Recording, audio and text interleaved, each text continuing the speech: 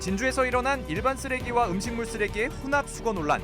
시민들의 추가 제보가 이어지는 가운데 많게는 한 달간 8차례가 넘는 혼합 수거가 이뤄진 적도 있는 것으로 나타났습니다. 이미 해당 업체를 고발한 진주시는 추가 고발에 나선다는 방침입니다. 의대 증원을 두고 각계의 의견이 엇갈리고 있습니다. 정부는 의사들의 집단 행동에 대해 강경 대응하겠다는 입장을 고수하고 있고, 의료계에서는 증원 반대를 위한 움직임을 논의 중입니다. 쟁점을 살펴봅니다. 의사들이 지역에 정착할 수 있도록 제도 마련이 필요하다는 지적도 이어지고 있습니다. 교육과정 동안 학비와 수련 비용을 지자체와 학교가 지원하고 일정 기간을 의무적으로 지역에서 일하게 하는 공공의대 도입 목소리도 나오고 있습니다. 진주문화예술재단의 일부 인사들이 관광재단과의 통합 추진 과정에 대해 의문을 제기하고 나섰습니다. 통합 조건이 어떤 과정을 거쳐 만들어졌는지 명확하지 않고 의미가 불분명한 조항도 있다는 것인데 어떤 내용인지 살펴봅니다. 아동학대를 예방하기 위한 지자체들의 움직임이 활발합니다. 4년 전부터 아동학대 조사와 보호를 직접 수행해온 사천시는 최근 전담팀을 구성하고 보다 강화된 대응 체계를 선보일 계획입니다. 시청자 여러분 안녕하십니까? SCS 뉴스인타임 시작합니다. 진주에서 일어난 일반 쓰레기와 음식물 쓰레기의 혼합 수거 논란, 저희 뉴스에서 보도해드렸었습니다. 추가로 제보받은 영상을 확인해보니 한 달간 8차례가 넘게 혼합 수거가 이루어진 것으로 나타났는데요. 이에 진주시도 추가 고발에 나선다는 방침입니다. 보도에 김상엽 기자입니다. 지난달 공개됐던 진주시 폐기물 수거업체의 일반 쓰레기와 음식물 쓰레기 혼합 수거 장면입니다. 비가 오는 날은 물론 맑은 날에도 시민들이 옆에 서서 지켜보고 있어도 버젓이 혼합 수거가 계속됩니다. 종량제 봉투와 음식물 쓰레기 수거통을 양손에 하나씩 들고 수거 차량에 넣는 장면도 볼 수 있습니다. 지난해 8월 말부터 9월까지 한 달간 8차례에 걸쳐 촬영된 건데 영상들의 공통점은 월, 수, 금요일에 찍혔다는 것. 진주시의 생활 폐기물 수거일은 월, 수, 금의 음식물 쓰레기를, 화목토에 종량제 쓰레기를 수거하는 것으로 정해져 있습니다. 하지만 영상에선 음식물 쓰레기 수거일임에도 종량제 차량이 수거를 진행하는 등 수거 요일을 어기며 운행된 것으로 드러났습니다. 단발성이나 실수가 아닌 상습적으로 혼합 수거가 이뤄졌다며 미필적 고의가 아니냐는 주장이 제기되는 이유입니다. 앞서 기자회견과 함께 시민들의 민원이 이어지자 진주시는 이미 해당 업체를 폐기물관리법 위반으로 경찰에 형사고발을 한 상황입니다. 추가 영상을 확인한 진주시는 3차 고발을 진행한다는 계획입니다. 생활 폐기물 혼합 수거에 대하여 1, 2차 고발 조치를 하였으며 추가 영상에 대해서는 3차 고발 예정입니다. 이와 관련 재발 방지 교육을 실시하였으며 지속적인 지도 점검을 강화해 나가겠습니다. 진주시는 해당 업체의 행정처분과 형사고발 등의 조치와 함께 진주 지역 4곳의 폐기물 수거업체 관리를 강화하겠다고 밝혔습니다. SCS 김상엽입니다. 경남도가 고용노동부 지역주도 이중구조 개선 사업 공모에 선정됐습니다. 항공산업 인력 부족 문제 해결을 위해 공모를 신청한 경남도는 이번 선정으로 4년간 국비 100억 원을 확보했습니다. 14일 항공기업 원청과 협력사 대표 등과 함께 항공우주 제조업 상생협력 등을 약속한 경남도는 업무 협의체를 통해 취업 정착금과 훈련수당 등 고용 장려금을 지원하는 한편 구직자 대상 1:1 맞춤형 취업 지원에도 나선다는 계획입니다. 경남도 교육청이 오는 27일까지 2022 개정교과 교육과정에 대한 지역별 연수를 진행합니다. 경남교육청은 18개 시군의 초등학교 담임교사와 교육과정 담당 교원 3천여 명을 대상으로 개정교육과정 연수를 진행한다고 밝혔습니다. 오는 21일엔 사천 사남초등학교에서 사천과 남해 지역 교원 연수가 진행되고 진주와 함양, 하동에서는 각 교육지원청에서 연수가 이루어질 예정입니다. 한편 이번 2022 개정교육과정은 올해 초등학교 1, 2학년 학생부터 적용됩니다. 정부의 의대 증원을 두고 각계의 의견이 엇갈리고 있습니다. 보건복지부는 집단 행동에 대해 강경 대응하겠다는 입장을 고수하고 있고 의료계에서는 증원 반대를 위한 움직임을 논의 중입니다. 이들의 쟁점 살펴봅니다. 허준원 기자입니다. 의과대학 정원 확대를 두고 대립을 이어가고 있는 정부와 의료계. 대한의사협회는 일방적인 의대 증원이 의료 붕괴를 초래할 것이라고 주장하고 있습니다.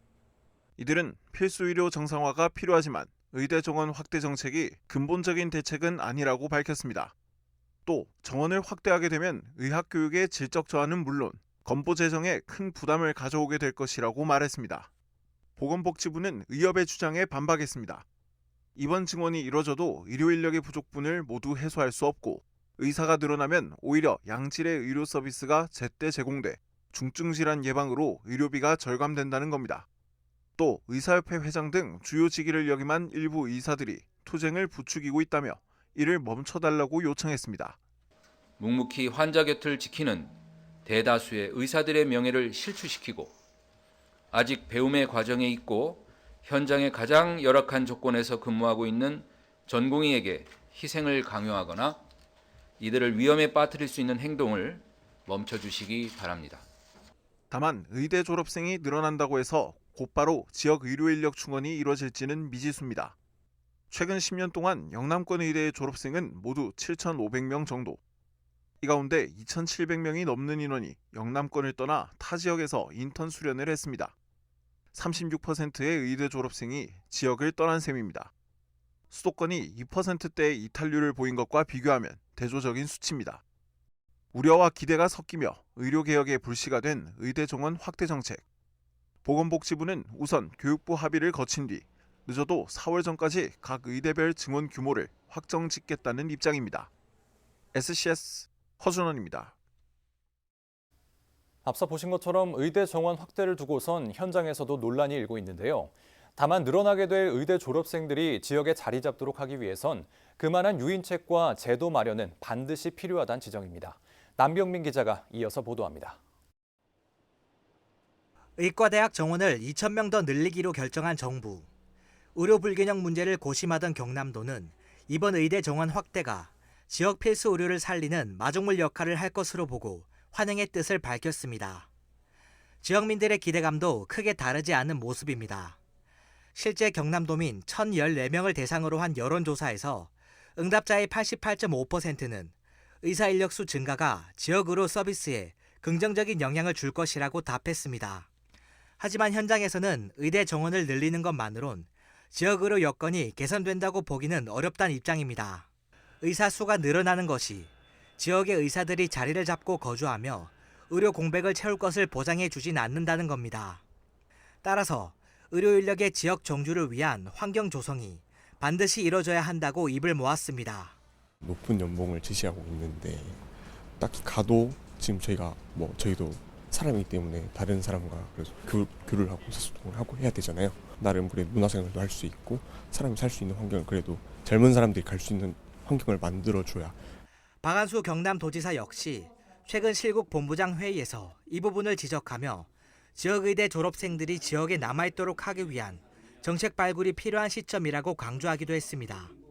최고 수준의 아파트, 최고 수준의 학교, 최고 수준의 문화시설, 세계적인 수준의 정주 여건 이런 걸 갖춰놔야 밖에 있는 인재들이 들어와서 거기서 거주하게 되는 거예요.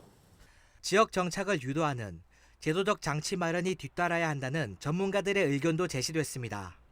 교육과정 동안 학비와 수련 비용을 지자체와 학교가 지원하고 일정 기간을 의무적으로 지역에서 일하게 하는 이른바 공공의대 제도 도입이 필요하단 겁니다.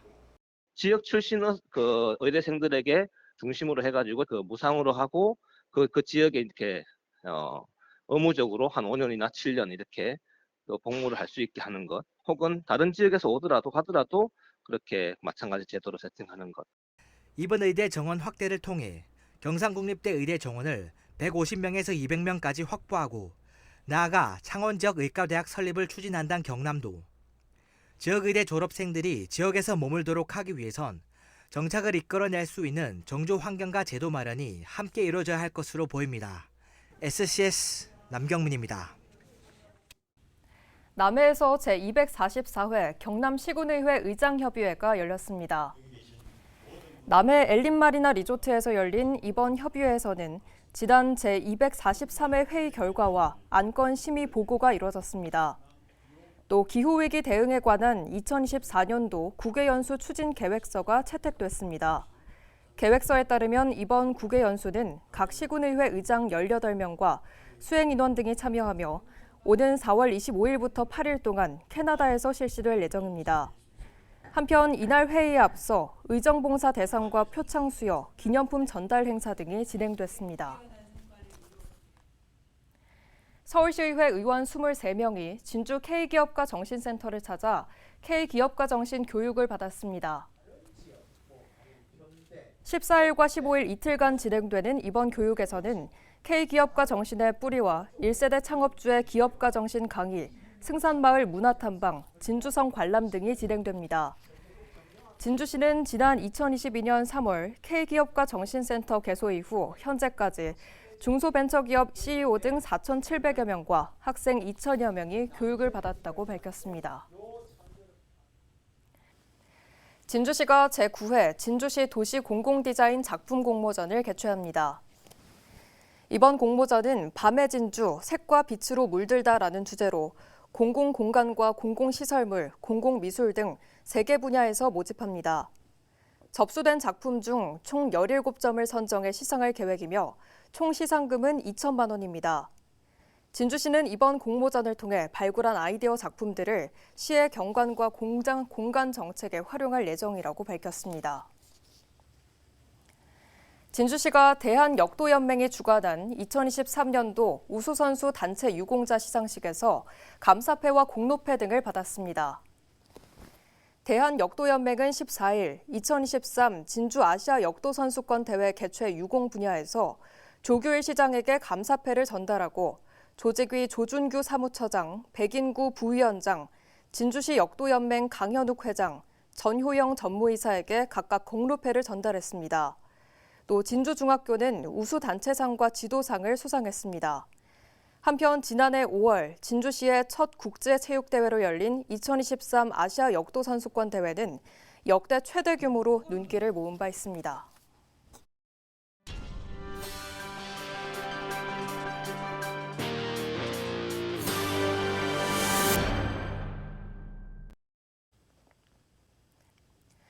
진주문화예술재단과 진주문화관광재단의 통합 추진 소식 저희 뉴스를 통해 전해드렸죠.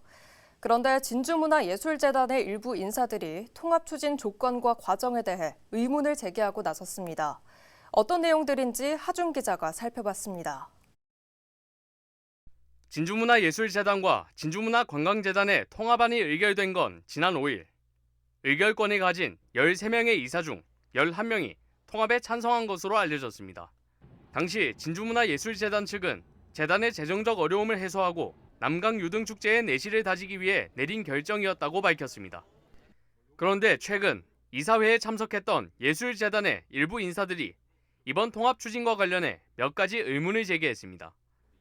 먼저 크게 5가지인 통합 조건이 어떤 과정을 거쳐 만들어졌는지 명확하지 않고 아직 명문화되지 않았다는 겁니다. 누가 제시한지도 모르는 그 조건을 구두로만 가지고 진주문화예술재단과 진주문화관광재단이 통합을 한다? 이거는 누구라도 납득하기가 어려운 겁니다. 이사들이 사전에 이 부분에 대해서 논의를 하는 과정은 있어야 된다는 거죠. 이에 대해 진주문화예술재단 측은 진주시 관계자들과 재단 통합을 논의하며 공유했던 내용들이 통합 조건으로 정리됐다는 입장. 반면 진주시는 통합과 관련해 아직 확실히 정해진 것이 없다며 거리를 두는 듯한 모습입니다. 의미가 불분명한 조항이 있다는 점도 이번 통합에 의문을 제기하는 쪽이 지적하는 부분입니다. 해당 조항은 통합재단의 대표이사는 진주문화예술재단의 이사장으로 한다는 항목입니다. 통합재단의 대표이사를 이미 내정했다는 것인지, 그렇다면 이사회 개최 이전부터 지금까지 채용 절차가 진행 중인 관광재단 대표이사의 위치는 어떻게 결정될 것인지 불분명하다는 겁니다. 이 같은 지적에 대해 관광재단은 재단 통합 추진과는 관계없이 전임 대표이사의 사직으로 공모를 진행한 것이라고 전했습니다. 통합안이 급하게 의결된 것을 두고도 여러 이야기가 나오고 있습니다. 예술재단 정기이사회가 열리기 전까지만 해도 통합안을 다룬다는 안내가 없었는데 이사회 당일에 정식 안건으로 올라왔었다는 겁니다. 통합안을 처리하기에 앞서 유등축제 세계화와 예술재단 재정 자립도 향상 등을 위한 충분한 고민과 논의가 선행됐어야 한다는 아쉬움 섞인 목소리가 나오는 이유입니다. 민간 순수 예술재단으로서의 정체성을 회복하기 위한 게 어떤 것인가. 통합을 하게 되면 어차피 장단점은 다 있게 마련이거든요. 그래서 그런 단점들을 충분하게 좀 보완하는 그런 사전 작업들이 좀 위협하지 않았나. 두 재단의 통합 추진을 둘러싸고 제기되고 있는 지적들. 한편에선 통합 주체들이 보다 명확하게 입장을 밝힐 필요가 있다는 이야기도 나오고 있습니다. SCS 하주입니다. 아동학대 문제가 갈수록 심각해지고 있습니다. 사천에서도 지난 3년 동안 매년 피해 신고 건수가 증가하고 있는 걸로 나타났는데요. 4년 전부터 아동학대 조사와 보호를 직접 수행해온 사천시가 보다 강화된 아동학대 대응 체계를 선보입니다. 김현준 기자의 보도입니다.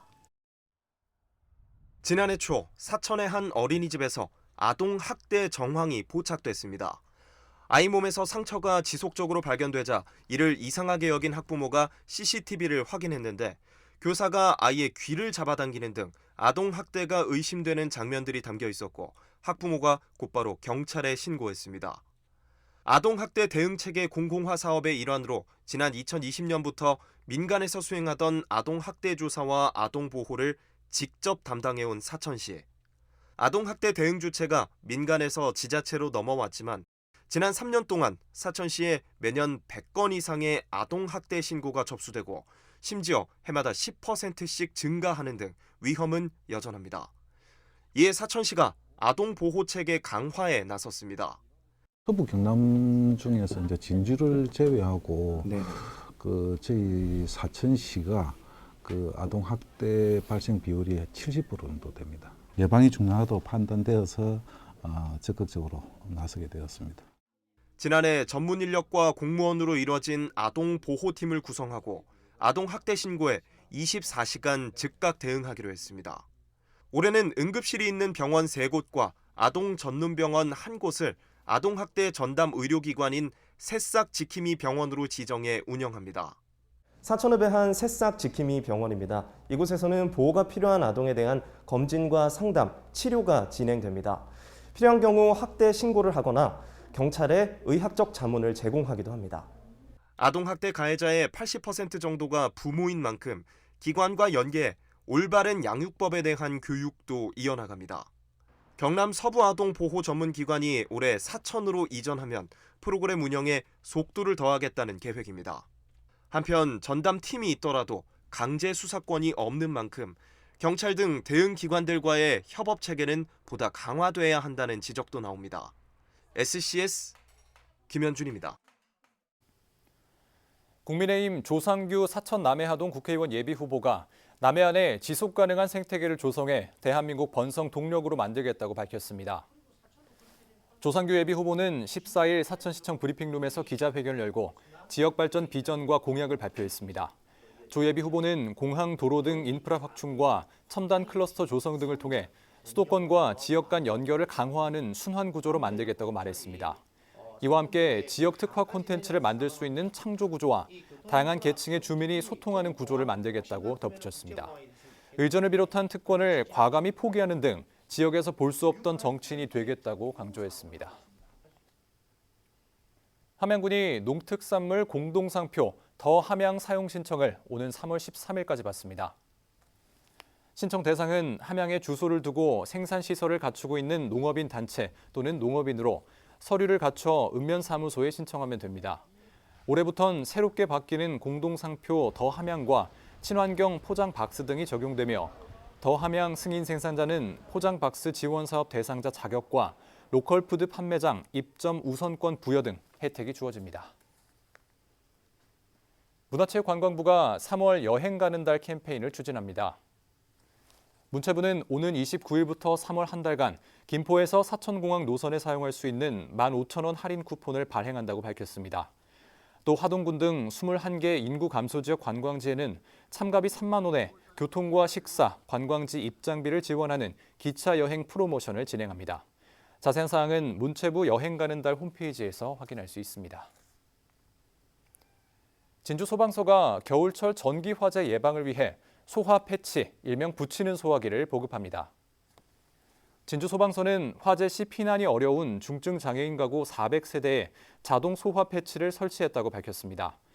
붙이는 소화기라고 불리는 소화 패치는 콘센트나 멀티탭에 부착해 고온과 불꽃 감지 시 소화 약재가 자동으로 터져 화재 피해를 줄일 수 있게 만들어졌습니다.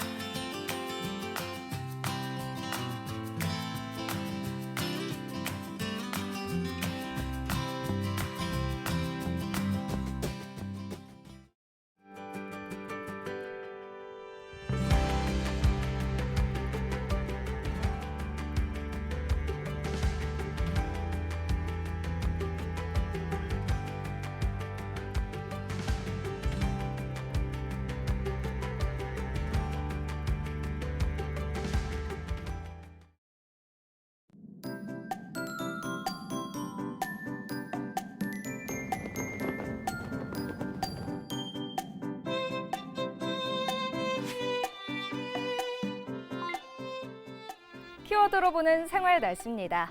북쪽에서 남하하는 기압골의 영향으로 흐리고 가끔 비가 지나겠습니다.